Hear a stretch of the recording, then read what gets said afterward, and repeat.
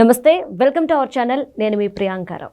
ఈరోజు ఏపీకి సంబంధించి ఒక కీలకమైన ఒప్పందం జరిగింది. అంటే వైజాగ్ని ఐటీ హబ్గా మారుస్తాను అని చంద్రబాబు నాయుడు గారు మాటిచ్చారు. ఆ మాటను నిలబెట్టుకునే ప్రయత్నంలోనే ఈ ఒప్పందం. ఇదొక చారిత్రాత్మక ఒప్పందం అని చెప్పి అందరూ అంటున్నారు. మరి అసలు ఏంటి, దీనివల్ల విశాఖపట్నానికి అలానే ఏపీకి ఎలాంటి మంచి జరగనుంది అనేది ఈ వీడియోలో తెలుసుకుందాం. దీనికి సంబంధించి మనతో మాట్లాడడానికి ప్రముఖ పొలిటికల్ అనలిస్ట్ అప్పసాని రాజేష్ గారు ఉన్నారు. ఆయనతో మాట్లాడదాం. నమస్కారం. నమస్కారం సార్, గూగుల్ సంస్థకి సంబంధించి అనుబంధ సంస్థ అయిన 1 గిగావాట్ హైపర్ స్కేల్ డేటా సెంటర్ని విశాఖపట్నానికి తీసుకొస్తున్నారు ఈరోజు చంద్రబాబు నాయుడు గారు. దీనివల్ల యువతకి కానీ రాష్ట్రానికి కానీ విశాఖపట్నానికి కానీ ఎలాంటి లాభాలు ఉన్నాయి అనేది కొంచెం చెప్పండి సార్. ఇప్పుడు వాస్తవంగా రాష్ట్ర విభజన జరిగిన నాటి నుంచి ఆ రోజు ఉమ్మడి రాష్ట్రంగా ఆంధ్రప్రదేశ్ రాష్ట్రం కొనసాగిన రోజు హైదరాబాద్ కేంద్రంగా ఐటీ అండ్ ఐటీ ఎనేబుల్డ్ సంస్థలన్నీ గ్రౌండింగ్ అయినాయి. ఆ రోజు ఉమ్మడి రాజధానిగా హైదరాబాద్ ఉంది. హైదరాబాద్కున్న నైసర్గిక అడ్వాంటేజ్ పరంగా కానీ వాతావరణ పరిస్థితుల సానుకూలత దృష్ట్యా కానీ ఒక నగరంగా అక్కడ క్రియేట్ చేయబడ్డ సివిక్ కమ్యూనిటీస్ దృష్ట్యా చూసుకున్నప్పుడు ప్రభుత్వం కూడా బ్రాండ్ హైదరాబాద్ని చాలా సావకాశంగా ప్రమోట్ చేసుకోగలిగింది. దాని ఇంపాక్టు హైదరాబాదు గ్లోబల్ ఐటీ మ్యాప్లో ఒక కీలక స్థానాన్ని సంపాదించుకోగలిగింది. లక్షలాది సీటింగ్ కెపాసిటీ తోటి ఒక ఆర్థిక వనరుగా కూడా హైదరాబాదు రూపుదిద్దుకోగలిగింది. ఒకసారి 2014లో రాష్ట్ర విభజన జరిగిన తర్వాత లక్షలాది ఇంజనీర్లు ప్రతి సంవత్సరం గ్రాడ్యుయేట్ అయ్యే ఆంధ్రప్రదేశ్ రాష్ట్రంలో సర్వీస్ సెక్టార్కి సంబంధించిన ఉపాధి అవకాశాలు కొరవడిని. పూర్తి గ్రామీణ ప్రాంత నేపథ్యం ఉన్న రాష్ట్రం. దాంతో ఏమైపోయింది, హైదరాబాదో చెన్నైయో బెంగళూరు వలసల మీద తప్ప రాష్ట్రంలో సొంతంగా ఉపాధి కల్పన చేసుకోలేని పరిస్థితి. 2014-19 మధ్యకాలంలో హెచ్సిఎల్ లాంటి సంస్థల్ని ఆంధ్రప్రదేశ్కి తీసుకురాగలిగారు. అలాగే ఫ్రాంక్లిన్ టెంపుల్టన్ లాంటి హెచ్ఎస్బిసి లాంటి కొన్ని సంస్థలను విశాఖపట్నంలో కూడా గ్రౌండింగ్ చేయించుకోగలిగారు.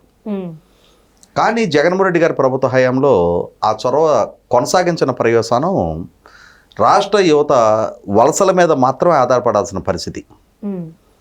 ఇటువంటి పరిస్థితుల్లో రాష్ట్రంలో ఉపాధి అవకాశాలు లేక, వలసలు వెళ్ళి వేరే ప్రాంతాల్లో ఉపాధి అవకాశాలు దక్కించుకోలేక రాష్ట్ర యువత ఒక నైరాశ్యంలో మునిగిపోతూ ఉన్నారు. ఒక రకంగా యువత కొందరు ఆ నైరాశ్యంలో నుంచి వాళ్ళు మాదక ద్రవ్యాలు వంటి పెడదోరణలకు కూడా అలవాటు పడుతూ ఉన్నారు. నేర ప్రవృత్తి పెరుగుతూ ఉంది. అటువంటి స్థితిలో యువత కోల్పోతున్న ఆ ఆత్మవిశ్వాసాన్ని మళ్ళీ తిరిగి నిలబెట్టాలి అన్న, ఆ యువత ఆ విధమైన నైరాశ్యంలో మునిగిపోతున్న దాన్ని చూసి మనోవేదనకు గురవుతున్న వాళ్ళ తల్లిదండ్రుల్లో తిరిగి ఆత్మస్థైర్యాన్ని నింపాలి అన్నా కూడా అది పాలకులుగా మన బాధ్యత అని చెప్పని గుర్తెరిగిన చంద్రబాబు నాయుడు గారు తాను ప్రతిపక్షంలో ఉండగానే లోకేష్ గారి పాదయాత్ర సందర్భంగా ఆయన ఆ పాదయాత్రకి సంకల్పించిందే యువతను లక్ష్యంగా చేసుకొని ఆ పాదయాత్రకి పెట్టుకున్న పేరే యువగళం అని చెప్పని ఆ రోజు ఆ పాదయాత్ర ప్లాట్ఫామ్ మీద నుంచి ఆయన మాకు గనక అధికారం మీరు కట్టబెట్టిన పక్షంలో రాబోయే 5 సంవత్సరాల్లో ఏ రూపంలో సరే ప్రభుత్వ పరంగా కానీ ప్రైవేట్ పరంగా కానీ 20 లక్షల ఉద్యోగ కల్పన చేస్తామని ఒక వాగ్దానం చేశారు. వాస్తవంగా 2024 ఎన్నికల్లో ఎన్డీఏ కూటమి అంతటి భారీ విజయం దక్కించుకోవడానికి అతి కీలకంగా ఉపయోగపడ్డ వాగ్దానం అది.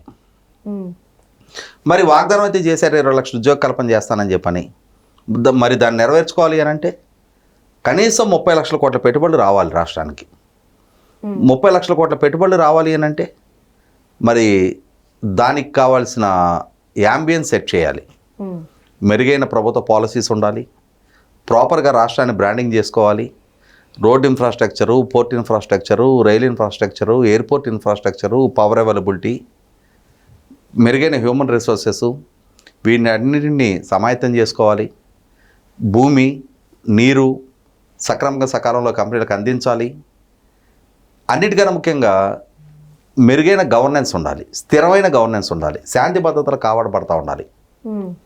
వీటినన్నిటినీ సమపాళలో సమన్వయం చేసుకుంటా పాలకుడిగా చంద్రబాబు నాయుడు గారు రాష్ట్రాన్ని ప్రాపర్గా బ్రాండింగ్ చేస్తూ వచ్చారు.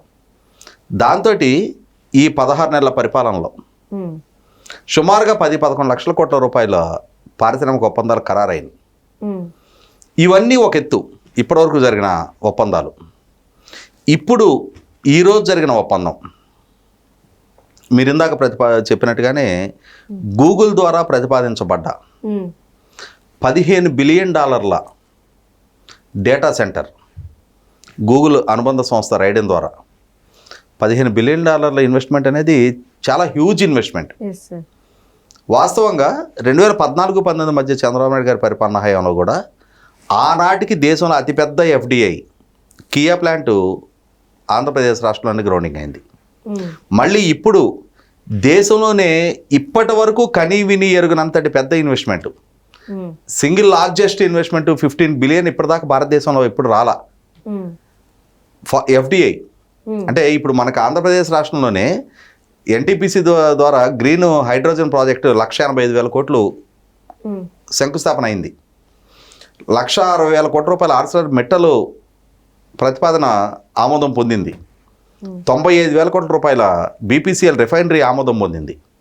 కానీ ఒక ఫారిన్ డైరెక్ట్ ఇన్వెస్ట్మెంటు సుమారుగా 130,000 కోట్ల రూపాయల ఇన్వెస్ట్మెంట్, సింగిల్ ఇన్వెస్ట్మెంట్. ఒక రాష్ట్రంలోకి LGకి సంబంధించి ఎలక్ట్రానిక్ సంస్థ 5,000 కోట్లు పెట్టుబడి పెడుతూ ఒక సంస్థ ఏర్పాటు చేస్తుంది. వాస్తవంగా 5,000 కోట్ల రూపాయలు పెట్టుబడితో ఒక సంస్థ ఏర్పాటు చేయడం అంటే చాలా పెద్ద ఇన్వెస్ట్మెంట్ అది. కానీ మనం వింటూ ఉన్న ఈ లక్షల కోట్ల రూపాయల ఇన్వెస్ట్మెంట్ ప్రతిపాదనలు మనం వింటూ ఉండేటప్పటికి 5,000 కోట్లు అనేది చాలా పీనట్ లాగా అనిపిస్తుంది మనకి. అంటే ఇవాళ ఈ విశాఖపట్నానికి ఈ ఒప్పందం ఖరారు కావటం, దీని ఇంపాక్ట్ ఎంత ఉపాధి దక్కుద్ది అనేది ఇమ్మీడియట్గా, అంటే ఈ 130,000 కోట్ల రూపాయల ఇంపాక్టు రాబోయే 5 సంవత్సరాల్లో సుమారుగా 180,000 మందికి ఉపాధి కల్పనకి దీని ద్వారా ఛానలైజ్ అవుద్ది అని చెప్పని. కారణం ఏంటి అంటే ఇప్పుడు ఈ సంస్థ గ్రౌండింగ్ అయింది. దీనికి తోడు రీసెంట్గా 3-4 డేస్ బ్యాక్ సిఫీ వాళ్ళ డేటా సెంటర్కి లోకేష్ గారు శంకుస్థాపన చేయడం జరిగింది. అదానీ వాళ్ళ డేటా సెంటర్ ఎప్పుడో ఒప్పందం ఖరారయ్యింది. వీటికి తోడు ఇప్పుడు TCS వాళ్ళు కూడా రేపు TCS IT కంపెనీ విశాఖపట్నంలో ప్రారంభం కాబోతా ఉంది. ఆ ప్రారంభోత్సవ సభలోనే సుమారుగా 1,00,000 కోట్ల రూపాయల వాళ్ళ డేటా సెంటర్ ప్రతిపాదన కూడా అనౌన్స్ చేయబోతున్నట్టుగా వార్తలు వింటూ ఉన్నాం. చంద్రబాబు నాయుడు గారికి ఆల్రెడీ అష్యూర్ చేశారు అని చెప్పని. మరి ఇవన్నీ వింటున్నప్పుడు మరి విశాఖపట్నానికి ఒక ప్రాపర్ టేక్ ఆఫ్ అయిపోయింది. అంటే ఇవాళ ప్రపంచంలోనే అతి పెద్ద డేటా హబ్గా విశాఖపట్నం రూపాంతరం చెందబోతా ఉంది. దానికి కారణం ఏంటి అంటే ప్రభుత్వ పరంగా జరుగుతూ ఉన్న ఫెసిలిటేషన్. వాళ్ళకి కావాల్సిన భూమి త్వరగా ఇస్తూ ఉన్నారు. వాళ్ళకి కావాల్సిన వాటరు సముద్రం నుంచి డీశాలిటేషన్ ప్రాజెక్టు ద్వారా వాటర్ అందిస్తూ ఉన్నారు. వాళ్ళకి కావాల్సిన నాన్ కన్వెన్షనల్ పవర్ వాళ్ళే క్యాప్టివ్ యూనిట్స్ ఏర్పాటు చేసుకోవడానికి ప్రతిపాదిస్తూ ఉన్నారు. మెటా వైపు నుంచి కూడా వాళ్ళు కూడా అండర్ సీ కేబుల్ విశాఖపట్నంలో గ్రౌండింగ్ స్టేషన్ ఏర్పాటు చేయడానికి వాళ్ళు కూడా నాన్ కన్వెన్షనల్ పవరు వాళ్ళే ఎస్టాబ్లిష్ చేసుకుంటాము అని చెప్పని ప్రతిపాదిస్తున్నట్టుగా వార్తలు వస్తూ ఉన్నాయి. ఇవన్నీ చూస్తుంటే రాబోయే 2-3 నెలల్లో, ఎందుకంటే రేపు నవంబర్ 14, 15, 16 తారీఖులో విశాఖపట్నంలో CAA కన్వెన్షన్ జరగబోతా ఉంది. ఆ కన్వెన్షన్ వేదికగా ఇంకా 1,00,000 కోట్ల రూపాయల ఒప్పందాలు ఖరారవడానికి ఆస్కారం ఉంది. అదే సందర్భంలో రాయలసీమ ప్రాంతంలో మ్యానుఫ్యాక్చరింగ్ సెక్టార్ని ప్రమోట్ చేస్తూ ఉన్నారు. అదే ఏరోస్పేస్ లాంటి కంపెనీలు చాలా ప్రధానంగా ప్రతిపాదిస్తూ ఉన్నారు. ప్రకాశం జిల్లా వెనకబడ్డ ప్రాంతంలో దొనకొండ దగ్గర మొన్న BDLకి సంబంధించి మిసైల్ మ్యానుఫ్యాక్చరింగ్ యూనిట్ 1,200 కోట్ల రూపాయలతో ప్రతిపాదించారు. అక్కడ కావాల్సిన భూమి ఉంది. వెలుగొండ ప్రాజెక్టు పూర్తయినా లేదు ఇప్పుడు చంద్రబాబు నాయుడు గారు ప్రతిపాదిస్తున్నట్టు పోలవరం సోమశిల లేకపోతే పోలవరం బనకచెర్ల ఎటు నుంచి ఏ ప్రాజెక్టు ప్రతిపాదించినా కూడా అక్కడ పుష్కలంగా నీటి లభ్యత ఉంటుంది. అటువంటి ప్రాంతాల్లో మ్యానుఫ్యాక్చరింగ్ అండ్ డిఫెన్స్ ఇండస్ట్రీస్ లాంటివి అక్కడ ప్రమోట్ చేయడానికి ఆస్కారం ఉంటుంది. కాబట్టి 20 లక్షల ఉద్యోగ కల్పన దిశగా ప్రభుత్వం తొలడుగులు వేసింది. ఆ 20 లక్షల ఉద్యోగ కల్పన కనుక ఈ 5 సంవత్సరాల్లో సాధించగలిగితే ఇంకొక 50-60 లక్షల మందికి పరోక్ష ఉపాధి దక్కుద్ది. అంటే ఓవరాల్గా ఇప్పుడున్న ఉపాధి అవకాశాల కన్నా ఇంకొక 70-80 లక్షల మందికి మెరుగైన జీవన ప్రమాణాలతో కూడుకున్న ఉపాధి కనుక దక్కింది అని అంటే అదనంగా మార్కెట్ ఎంత పొటెన్షియాలిటీ పెరుగుద్ది, మార్కెట్ అవకాశాలు ఎంత పెరుగుతాయి, దానివల్ల సంపద సృష్టి ఎంత జరుగుద్ది, నిర్మాణ రంగం కానీ ఇంకో రంగం ఎంత అభివృద్ధి చెందడానికి ఆస్కారం ఉంటుంది. వీటన్నిటి ద్వారా ప్రభుత్వానికి ట్యాక్స్ రెవెన్యూస్ ఎంత పెరుగుతాయి. కాబట్టి అదనంగా ట్యాక్స్ రెవెన్యూస్ పెరిగే కొద్ది ప్రభుత్వం దాన్ని మరింత విస్తృతంగా అభివృద్ధి కార్యక్రమాల మీద, సంక్షేమం మీద ఖర్చు పెట్టడానికి వెసులుబాటు తగ్గుద్ది, అప్పులు క్లియర్ చేయడానికి ఆస్కారం కలుగుద్ది. కాబట్టి ఆంధ్రప్రదేశ్ రాష్ట్రం ఒక ప్రాపర్ టేక్ ఆఫ్ మోడ్లోకి వచ్చేసింది. మన చుట్టూ ఉన్న ఆల్రెడీ పారిశ్రామికంగా, ఉపాధి కల్పన పరంగా, పర్ క్యాపిటల్ ఇన్కమ్ పరంగా అభివృద్ధి చెందిన రాష్ట్రాలు ఉన్నాయి. ఓ పక్క తెలంగాణ, ఓ పక్క తమిళనాడు, ఓ పక్క కర్ణాటక, ఒక హైదరాబాదు, ఒక బెంగళూరు, ఒక చెన్నై మన చుట్టూ ఆల్రెడీ ఎస్టాబ్లిష్డ్ డెవలప్మెంట్ తోటి, ఎస్టాబ్లిష్డ్ ఎంప్లాయ్మెంట్ పొటెన్షియాలిటీ తోటి ఆంధ్రప్రదేశ్ రాష్ట్రానికి ఒక స్ఫూర్తిదాయకంగా నిలబడి ఉన్నాయి. వాటిని స్ఫూర్తిగా తీసుకొని ఇవాళ ఆంధ్రప్రదేశ్ రాష్ట్రాన్ని, విశాఖపట్నం నగరాన్ని, అమరావతి ప్రాంతాన్ని, తిరుపతి ప్రాంతాన్ని, రాయలసీమ ప్రాంతాన్ని, ఇలా ఒక్కొక్క ప్రాంతాన్ని ఆయా ప్రాంతాల్లో ఉన్న నైసర్గికంగా ఉన్న అడ్వాంటేజెస్ని ప్రమోట్ చేసుకుంటా అక్కడ ఏ ఇండస్ట్రీస్ని ఛానలైజ్ చేయొచ్చు, ఏ విధమైన ఎంప్లాయ్మెంట్ క్రియేట్ చేయొచ్చు, ఎంతమందికి ఉపాధి కల్పన చేసుకోవచ్చు అనేది ప్రభుత్వం ప్రయారిటీస్ డిసైడ్ చేసుకొని దానికి తగ్గట్టుగా ప్రమోట్ చేస్తూ వెళ్తున్నారు. కాబట్టి 100% చంద్రబాబు నాయుడు గారి ప్రభుత్వం, ఎన్డీఏ కూటమి ఎన్నికలకు ముందు చేసిన వాగ్దానానికి అనుగుణంగానే ప్రభుత్వంలోకి వచ్చిన తర్వాత కూడా ఆ మాటను నిలబెట్టుకునే దిశగానే ప్రయత్నం చేస్తున్నారు.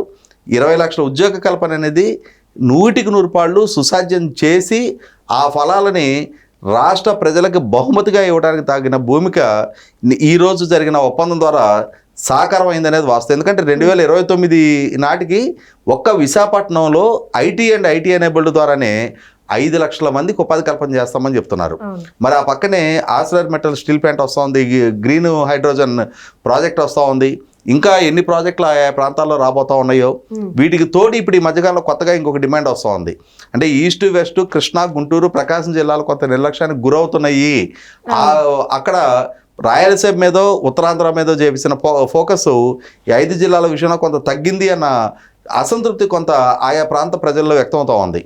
వాటిని కూడా అధిగమించే విధంగా అమరావతి ప్రాంతాన్ని అదే సైమల్టేనియస్గా ఈస్ట్ గోదావరి నుంచి ప్రకాశం జిల్లా వరకు ఉన్న ఆ జిల్లాల్లో కూడా ఆయా ప్రాంతాల్లో ఉన్న వనరుల ప్రాతిపదికగా అక్కడ కూడా ప్రయారిటైజ్ చేసుకొని అభివృద్ధి చేసిన పక్షంలో 100% రాష్ట్రం మొత్తం ఒకే విధమైన అభివృద్ధి ప్రణాళికలతోటి ఉపాధి కల్పన పరంగా ఆర్థిక స్థితిగతులు మెరుగుపడుతూ, జీవన ప్రమాణాలు మెరుగుపడుతూ, పర్ క్యాపిటల్ ఇన్కమ్ మెరుగుపడుతూ ప్రజల జీవన ప్రమాణాలు మెరుగుపడటానికి ఎన్డీఏ కూటమి దోహదం చేసినట్టుగానే భావించవచ్చు. Okay, right. Thank you so much sir.